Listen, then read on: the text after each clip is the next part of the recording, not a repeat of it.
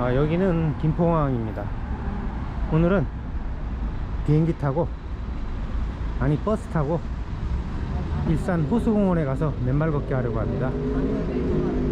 일산에 가는 56번 버스를 지금 기다리고 있습니다. 김포공항 근처에 그 방학중학교 앞 정류장에서 56번 버스를 타고 지금 한강을 건너가고 있습니다. 이 56번 버스를 타면 김포공항에서 일산 호수공원까지 한 9정거장 밖에 안 돼요.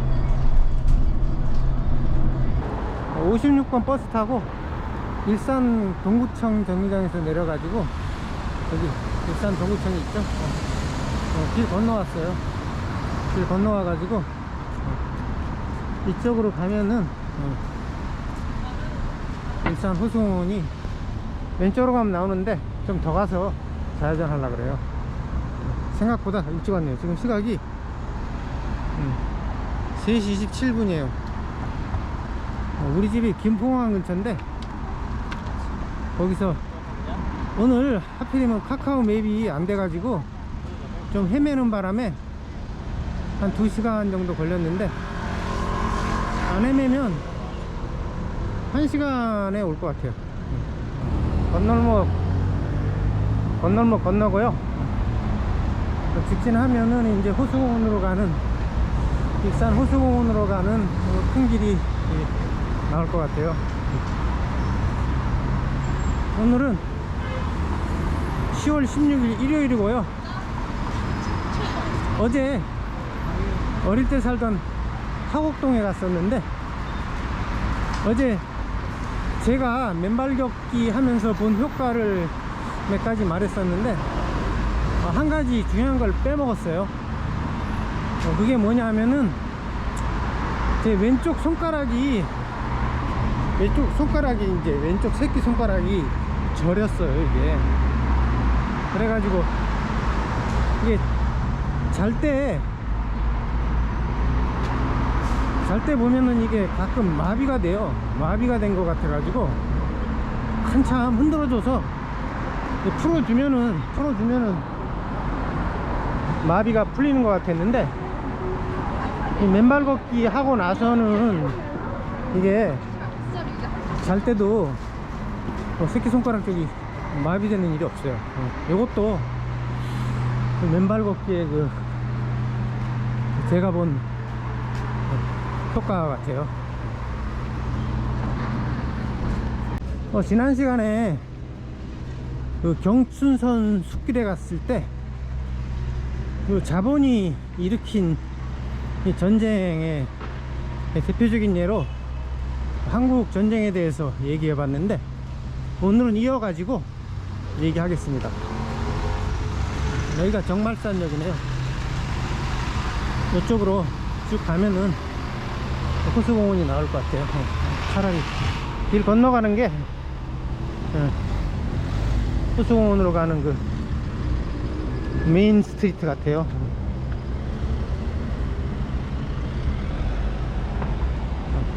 그냥 건너도 되네요.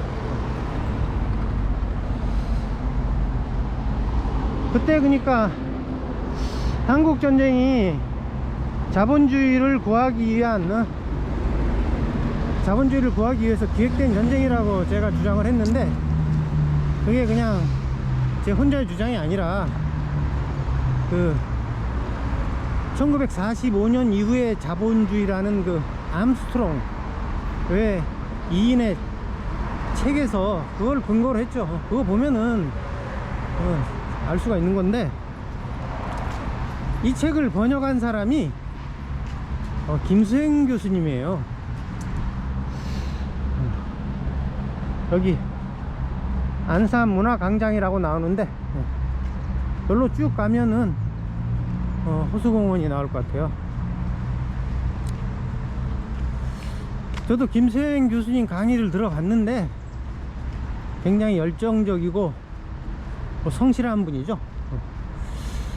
근데 그거는 인정하는데, 이 사람들의 왜 그 책에서 그 책을 번역하고도 한국 전쟁에 대한 언급이 없는 건지 그게 의아스러워요. 한국 전쟁이 그 자본주의가 공황을 피하기 위해서 일으켰다고 충분히 생각할 만한데 왜 그런 말을 안 하는지. 그래서 김수행 교수님의 성실성은 인정하지만 김수행 교수님도 그 매트릭스에서 벗어나지 못하는 것 같아요. 좌파들이나 막시스트 다 마찬가지죠. 이 한국 전쟁이 기획된 전쟁이라는 거는 1950년 1월에 그 미국의 극동 방위선에서 한국을 쏙 뺐죠. 그게 이제 그때 국무장관이 에치슨이어 가지고 에치슨 라인이라고 부르는데, 그리고 이제 5개월 후에 한국 전쟁이 발발하자 다시 이제 한국을 극동 방위선에 넣고 이제 유엔 수많은 국가가 한국 전쟁에 참전했죠. 그리고 나서 지금 72년이 지났는데 그동안에 미군 철수하라고 엄청나게 외쳤음에도 불구하고 뭐 미 문헌에 불도 지르고 뭐 미군 철수하라고 많이 주장했음에도 불구하고 꼼짝도 안 하고 있는 거 보면은 그게 미끼였다는 거, 함정이었다는 거, 이거 100% 증거는 아니더라도 다 99.9% 다 뻔한 얘기 아니에요 이게. 그 암스트롱의 책을 보면은 그 한국 전쟁을 통해서 당시에 그 공황을 피하고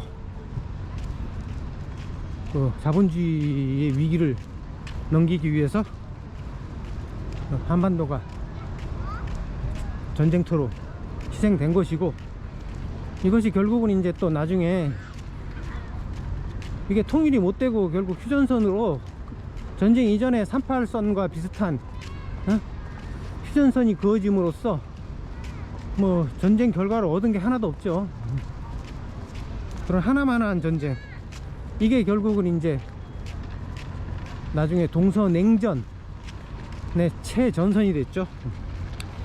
그래서 이념 대결, 공산주의와 자본주의가 서로 잘났다고 이렇게 자랑하고 대결하는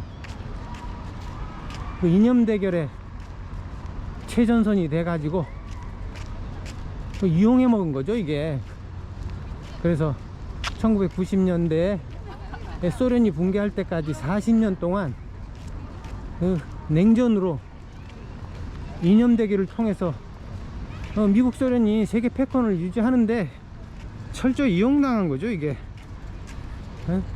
그래서 이게 소련이 붕괴한 후에 학자들이 이 냉전이 허구였다고 그때서야 얘기하고, 왜 냉전 중에는 그런 얘기 뻥끗도 안 하다가 냉전이 끝난 후에 이런 걸 실토한다는 거는 이 새끼들도 전부 다 어영학자란 얘기죠. 이걸 보면 이제 여기서도 이제 자본주의와 공산주의의 대결이라는 것이 허구라는 걸 알 수 있고, 그리고 또 소련이 이게 미국하고 대결하는 나라가 아니죠. 이게 냉전이 허구였듯이 1차 세계대전에서도 서로 같이 싸운 연합국이었죠. 원래 한패였고, 둘이서 그 냉전 시대에 뭐 싸우는 척만 했지 결코 안 싸우죠. 둘이 뒤로는 한패이기 때문에. 그래서 이런 것을 봤을 때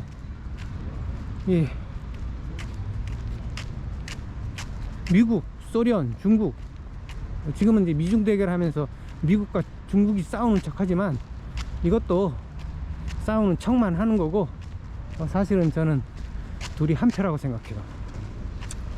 그런 미중 대결을 통해서 이제 세계 패권을 유지하는 거죠. 그래서 지금까지 이제 한국 전쟁에서 이 남침이냐 북침이냐 가지고 아직도 싸우고 있죠. 근데 이런 걸 따지는 건 아무 의미가 없는 거예요, 이게. 응? 이게 한국 전쟁이라는 게 우리가 일으킨 게 아니라 대리전이죠, 대리전. 미국과 소련의 대리로 북한과 남한이 동족 상잔의 비극을 벌인 것이지 우리가 하고 싶어서 한 게 아니죠. 철저히 이용당한 거죠. 함정에 빠진 거예요. 그래서 이걸 뭐 좌파 쪽에서는 민족 해방 전쟁이라 그러는데 무슨 그것도 주체적으로 했을 때 해방이지, 아직까지 뭐 남한은 미국 식민지 상태이고 북한도 뭐 그렇게 주체사상 얘기하지만은 별로 주체적인 것 같지 않아요.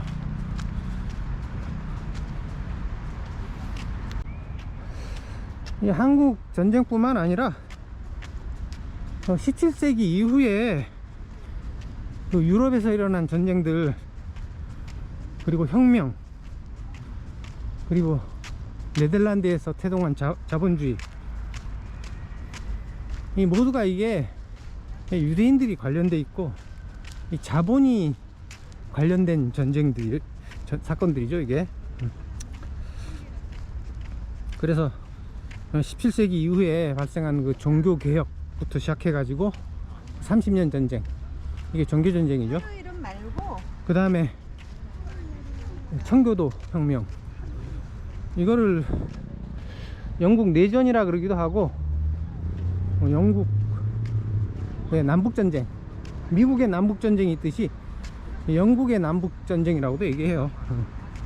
그 다음에 그 1700년대에 일어난 1770년대에 일어난 미국 독립전쟁, 그 다음에 프랑스 혁명, 그 다음 미국 남북전쟁, 러시아 혁명, 여기까지 이게 다 이 자본이 기획한 전쟁이라는 정황이 아주 뚜렷해요. 여기 잔디밭, 넓은 잔디밭이 보이고 연인들이 많이 보이네요.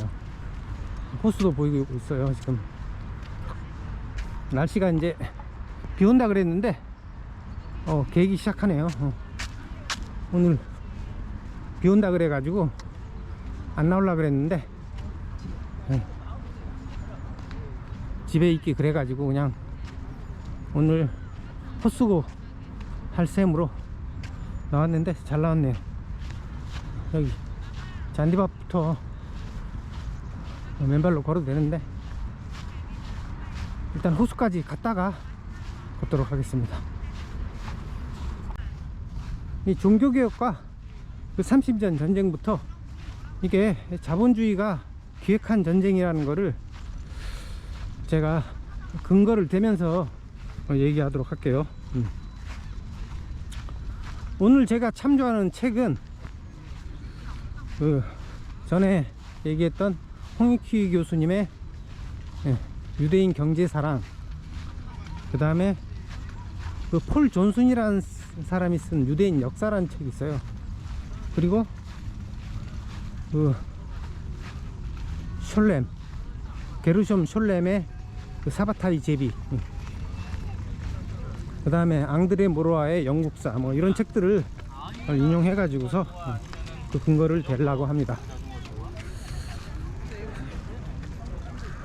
그래서 그 폴 존슨이 쓴 그 유대인의 역사란 책을 보면은 그 368쪽에 유대인들이 교회의 독점권을 깨트린 두 가지 동인, 즉 르네상스와 종교개혁의 중심에서 활약했다, 이렇게 써 있어요. 그 게르숀 숄렘의 책 그 사바타이 제비에서도 비슷한 얘기가 있는데 그걸 정확하게 페이지를 찾으려다가 제가 못 찾았어요. 이게 뭐 다 깊숙이 연구해 보면은 다 쉽게 알 수 있는 역사적인 사실들이죠. 하늘이 구름이 멋있게 꼈어요. 그러니까 이게 종교 개혁부터 자본이 기획한 것이라는 것. 그러니까 그 주도자들은 유대인이죠, 당연히. 유대인들이 왜 종교 개혁을 주도했느냐, 그 이유는 유대인 박해를 피하기 위한 것이죠. 중세에 극심한 유대인 박해를 피하기 위해서 유대인들이 그 활로를 찾은 게 이제 종교 개혁이라고 봐요. 그래서 그 중세에 유대인 박해의 역사에 대해서 간단히 알아보자면, 그 중세 이제 중반으로 넘어가면서, 그 전에는 그러니까 한 11세기까지는 그다지 유대인 혐오나 박해가 별로 없었는데, 이게 그 이후에 11세기 말 이후에 이제 이게 새로 심해지기 시작했어요. 그래서 그 중세에 유대인들을 혐오하게 된 이유가 뭐냐면은, 그 유대인들이 그러니까 예수를 무시했고, 그 다음에 예수를 고발해 가지고 십자가에 못 박히게 한 사람들이 그 유대인이란 거죠. 이게 그걸 이제 이 사람들이 중세 유대인을 혐오하게 된 그 이유라고 내세우는데, 그리고 또 이 유대인들이 악마를 섬기고 은밀한 의식을 통해 악마와 교류한다. 이걸 이제 피의 비방이라 그러는데, 어떤 피를 보는 의식을 통해서 이 사람들이 유대교의 그 독특한 의식을 한다는 거죠. 요게 이제 요즘도 요게 이런 얘기가 있죠. 이게 피자게이트죠. 피자게이트. 그 한 5년 전에 힐러리가 대통령 나섰을 때, 트럼프 당선될 때, 그때 피자게이트가 엄청 확산됐죠. 이 피자게이트하고 비슷한 얘기예요. 그래서 이 얘기가 이때까지는, 그러니까 그 피자게이트 터지기 전까지는 이게 음모론으로 많이 치부됐었는데, 이게 몇 년 전에 앱스타인 사건이 터지면서 이게 단순히 음모론이 아니라는 게 드러나 버렸죠. 이게 앱스타인 사건 보고 이걸 어떻게 음모론이라고 매도할 수 있겠어요. 그때 그러니까 피자게이트가 이게 중세부터 있었던 거예요.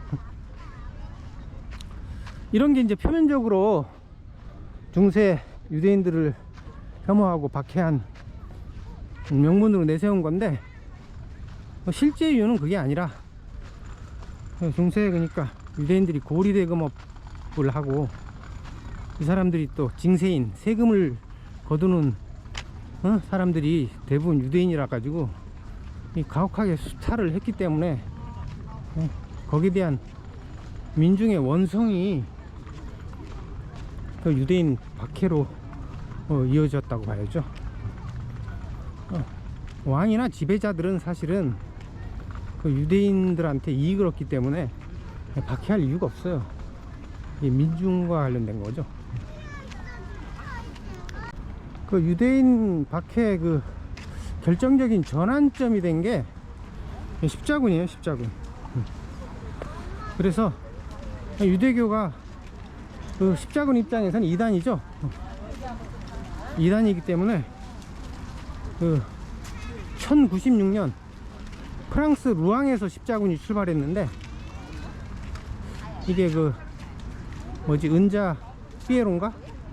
그 사람이 이끌던 그 거지 십자군, 뭐 그쪽 같은데, 이 사람들이 이제 라인강 연안을 따라가면서 그 유대인들을 마구 학살했어요.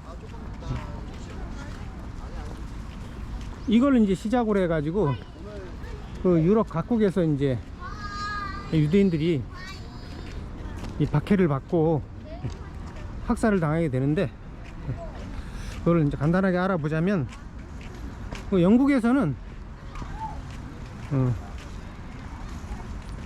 1190년 그 영국 동부에 그 노리치라는 데가 있는데, 이 노리치에서 이 피해 미방 사건이 발생을 해요. 그래서 거기서 그 부활절에 그 윌리엄이란 소년이 시체가 발견돼요. 근데 이게 범인이 그 유태인들이 그 피해의식, 피해 비방, 이 의식을 하면서 이 윌리엄을 그리스도의 대역으로 놓고 살인을 했다는 그런 혐의를 이제 유대인들에게 이제 죄를 덮어 씌웠죠. 근데 여기서만 발생한 게 아니라 이 사건이, 이 비슷한 사건이 1168년 글로스터에서도 발생하고 1181년 베리 세인트 에먼즈라는 데서도 발생하고 1183년 브리스틀에서 그 비슷한 사건들이 계속 발생해요. 그래서 이 사건들을 기하로 그 소유럽 전역에 이제 반유대주의가 확산을 하게 돼요. 그래서 이 사건들이 이게 그 범인이 진짜 유대인인지 아닌지는 이게 확실하진 않은데, 하여간 영국에서 이제 유대인 학살의 계기가 된 사건은 이 사건이에요. 소변이 마려워서 근처 화장실, 장미 화장실인데 화장실에서 일 좀 보고요, 다시 계속 하겠습니다. 그리고 중세에는 가장 유대인들을 박해했던 집단이 카톨릭이에요. 카톨릭. 그래서 중세 교황청에서 이단을 근절시키기 위해서 프란체스코 수도회와 도미니크 수도회, 이 수도사들을 이용해 가지고 이단을 근절하는 데 앞장세웠는데, 이 사람들이 유대인들을 박해하는데도 굉장히 앞장을 섰다 그래요. 맨발을 벗었고요. 폴슨의 책에 보면은 369페이지하고 370페이지에 중세 후반기에 성직자들은 유대인이 사회 질서를 전복한다는 것에 대항할 수 있는 세력을 만들었다. 가장 먼저 고려된 이들이 수도사다. 중략하고, 수도사들은 서로마 세계에서 유대인의 모든 삶을 감독했다. 그들은 유대인을 들볶는 거점이 될 수 있도록 수도원을 유대인 구역 안이나 근처에 세우길 좋아했다. 유대인은 다른 어떤 기독교 그룹보다 수도사를 두려워했다. 중략하고, 1247년 프란치스코 수도사 2명이 발레아에서 피해 비방을 회자시키는 데 일조했고, 이는 피비린내 나는 유대인 학살로 이어졌다. 1288년 트루아에서 피해 비방이 발생한 직후 프란치스코 수도사와 도미니크 수도사가 연합해서 유대인 학살을 촉발했다. 이렇게 써 있어요. 그 다음에 1216년 교황 이노센트 3세가 4차 라테란 공의회에서 반유대 칙령을 선포해요. 그래가지고 그 칙령에 의하면은 유대인들은 공직자로 쓸 수 없고, 그 다음에 기독교로 강제 개종해야 되고, 그 다음에 노란 마크를 부착해야 했어요. 근데 이게 그러니까 노란 마크 자체가 이게 유대인의 표시죠. 이게 전통적인. 근데 우리 지난 세월호 사건에서도 노란 리본을 달게 했죠. 이게 관련이 있는 거죠. 이게 갑자기 왜 우리나라에서는 그런 거 다는 전통이 없었는데 갑자기 리본을 달게 하고 노란 걸 하필이면 달았을까. 이렇게 그때는 뭐 그냥 다 다니까 너도 나도 그냥 생각 없이 달고 저도 달고 다녔는데, 지금 생각해 보니까 이게 관련이 있어요. 이게 몇 년 전에 이제 홍콩 시위 때 NED가 이제 배우라는 게 드러났죠. NED라는 게 CIA가 나설 수 없으니까 CIA가 민간단체로 NED라는 단체를 설립을 해가지고 각국의 시민단체를 지원하고 홍콩 시위도 이제 지원한 거죠. 그 다음에 또 조지 소로스도 열린사회재단이라고, 이 재단에서 이제 각국 시민단체들 지원하고,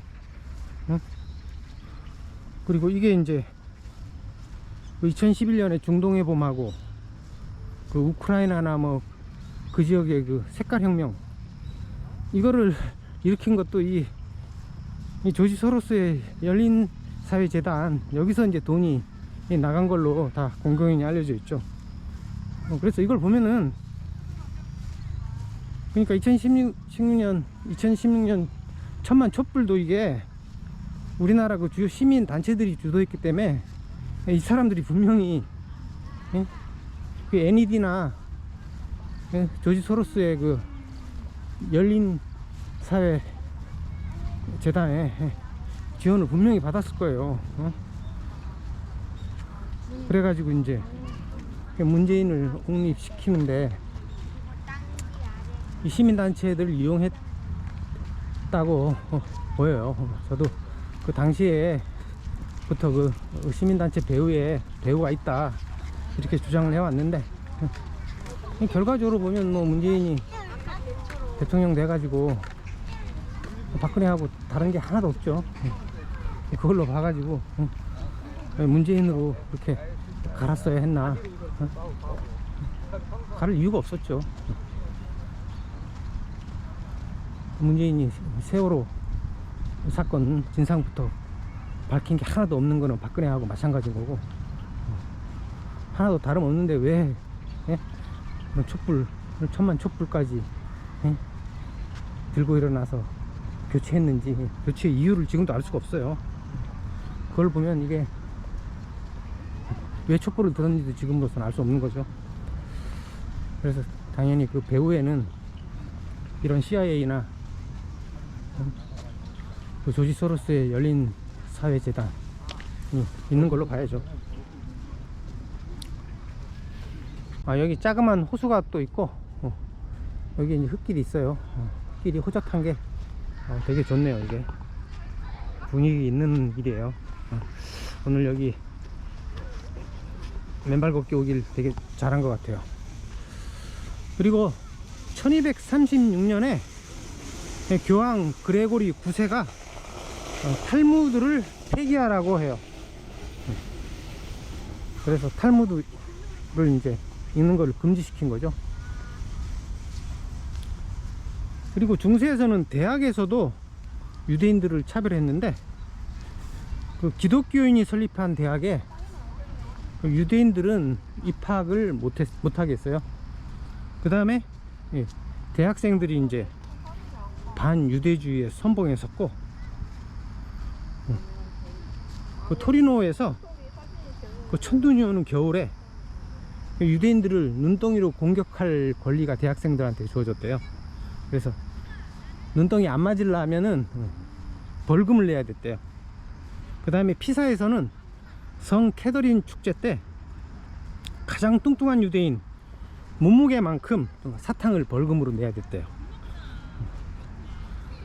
그리고 중세에 또 발생한 그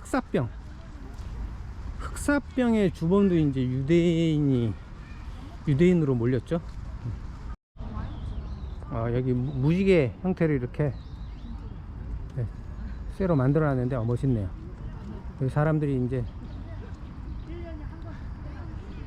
잔디에 앉아서 이렇게 쉬고 있고, 노을도 멋지게 져가지고 오늘 오길 잘했어요. 맨발 걷기 안 왔으면 이렇게 멋진 장면 촬영 못했을 텐데, 오늘 탁월한 선택을 한 것 같아요. 그 다음에 이제 이런 그 유대인 혐오 감정이 전 유럽에 퍼짐에 따라서 각국에서 이제 유대인들을 추방하게 되는데, 제일 먼저 추방한 데가 이제 프랑스예요. 프랑스가 이제 1182년 그 필립 2세 때 그 고리 대금업이 이제 직접적인 원인으로 돼 가지고 그 유대인에 대한 혐오가 발생한 것 같아요. 그래서 유대인들을 쫓아냈는데, 근데 몇 년 후에, 그러니까 6년 후에 그 1198년에 필립 2세가 취소해요. 왜냐하면 그 유대인들이 그 왕의 재정을 담당했기 때문에 유대인들을 쫓아내면은 왕이나 지배자들은 그 애로사항이 많아요. 주로 보니까 유대인들을 쫓아내자고 주장하는 사람들은 평민들이, 민중들이 그 유대인의 수탈을 못 견뎌 가지고 쫓아내라고 주장한 것이지, 왕이나 지배자들 입장에서는 그 반대죠. 이 사람들한테는 유대인들이 재정적으로 큰 도움이 됐기 때문에 도리어 반대로 곁에 두려고 했어요. 그 다음에 이제 1306년에 필립 4세 때 다시 이제 추방령을 내려요.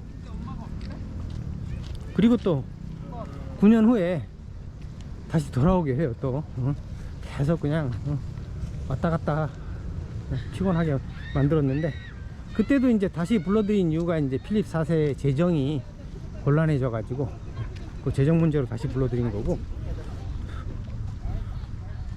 그 다음에 이제 1321년 또 유대인들이 우물에 독을 푼다는 소문이 퍼져 가지고 이제 할 수 없이 또 유대인들을 추방하고, 1359년에 다시 또 기환령을 내리고, 그 다음에 1394년에 다시 추방령을 내려요.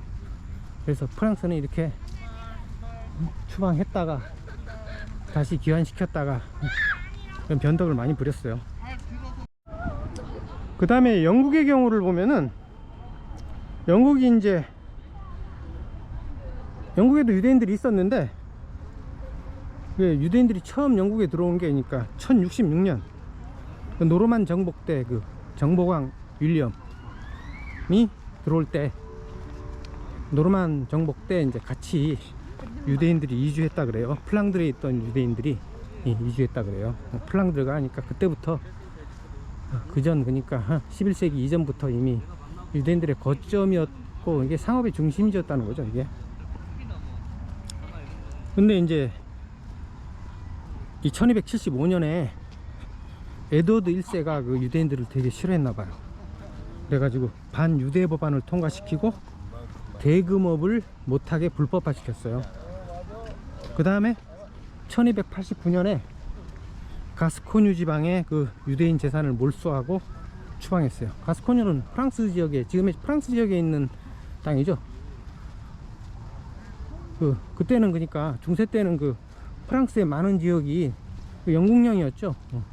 그래가지고 100년 전쟁이 벌어진 이유도 이게 지금의 프랑스 땅에 영국 영토가 많았기 때문에 그거 소유권을 서로 주장하면서 이게 일어난 거죠. 결국 이제 1290년에 그 에드워드 1세가 유대인들을 모두 추방하고 재산을 몰수했어요. 그때 16,000명이 추방됐다 그래요. 근데 에드워드 1세가 그 동산은 가지고 추방할 수 있도록 배려는 했다 그래요. 이 에드워드 1세가 유명한 사람이죠. 이게 그 영화 브레이브 하트의 그 롱쉔크가 바로 에드워드 1세죠. 그 다음에 이제 독일의 같은 경우에는, 독일도 이제 13세기 14세기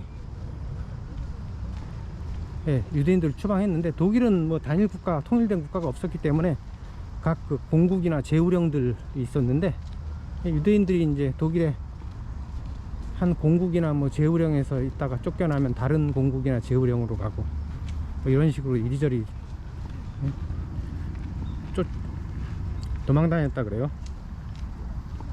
그러다가 이제 결국은 이 폴란드나 이런 동유럽으로 많이 이주했다 그래요. 그래서 폴란드에 그 유대인이 많았던 이유가 이런 이유가 있는 거죠. 폴란드에서 나중에 그 엄청난 유대인 학살 사건이 일어나죠. 1648년에 크멜리츠키 장군이란 그 코사크, 우크라이나의 코사크족 있죠. 코사크족 장군이 이제 유대인 학살을 이끌었죠. 일종의 코사크 독립전쟁이라고 할 수 있죠. 그때도 그러니까 유대인들이 그 우크라이나나 폴란드 지역의 그 사람들을 엄청 수탈했기 때문에 거기에 대한 보복으로 일어난 사건이라고 봐야죠. 이제 단풍이 슬슬 들기 시작하고 호수까지 이렇게 있으니까 풍경이 되게 좋네요. 맨발 걷기도 뭐 잔디밭 걸으면은 부드럽고요. 땅보다 낫죠. 그리고 이탈리아의 경우에 보면은, 이탈리아는 좀 늦게 유대인들을 추방했는데 이탈리아의 각 도시에서 15세기 말부터 추방했어요.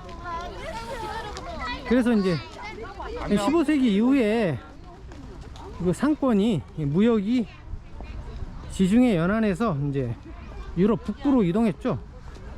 그 원인이 바로 이제 이 이탈리아 도시들에서 유대인들이 추방된 것이 원인이었다고 이렇게 존 바르트는 주장해요. 그 다음에 이제 전에도 얘기했듯이 스페인에서는 1492년 알함브라 칙령으로 이제 유태인들이 대거 추방되죠. 이게 한 20만에서 30만이나 되는 그 최대 인원의 유태인들이 추방당하죠.